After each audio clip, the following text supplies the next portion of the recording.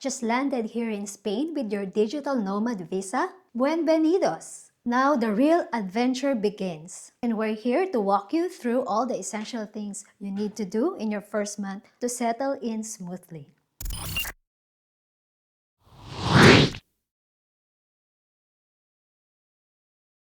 We did all of this ourselves, so trust me, it helps to have a checklist. So grab your coffee and let's get into it.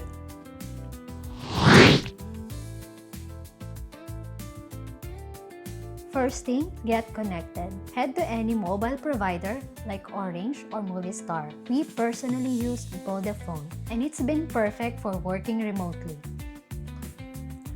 Spanish number is important because you'll need it for bank, government appointments, and even apartment viewings.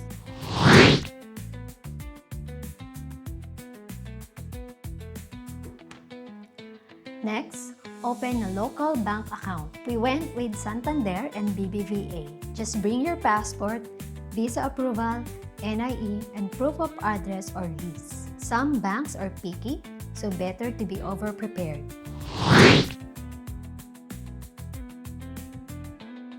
This can take time. Book multiple viewings and don't be afraid to ask anything. Once you find your home, secure a lease contract. You'll need it for most paperwork, including the padron and TIE.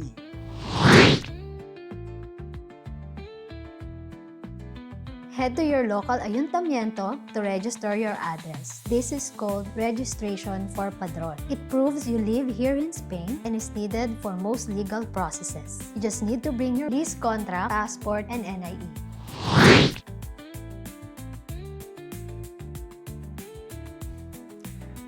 Once you're empadronado, book your appointment for TIE.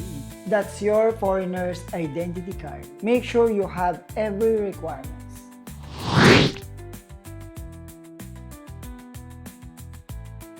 If you're earning income, you'll need to register as Autonomo. We recommend working with a gestor to handle the paperwork. This is how you pay taxes and social security. It sounds scary at first, but once you're registered, it's pretty smooth. And there you have it, 6 essential things to do in your first month in Spain as a digital nomad. If you want more contents like this, please like, share, and subscribe. And see you in our next adventure. Hasta luego!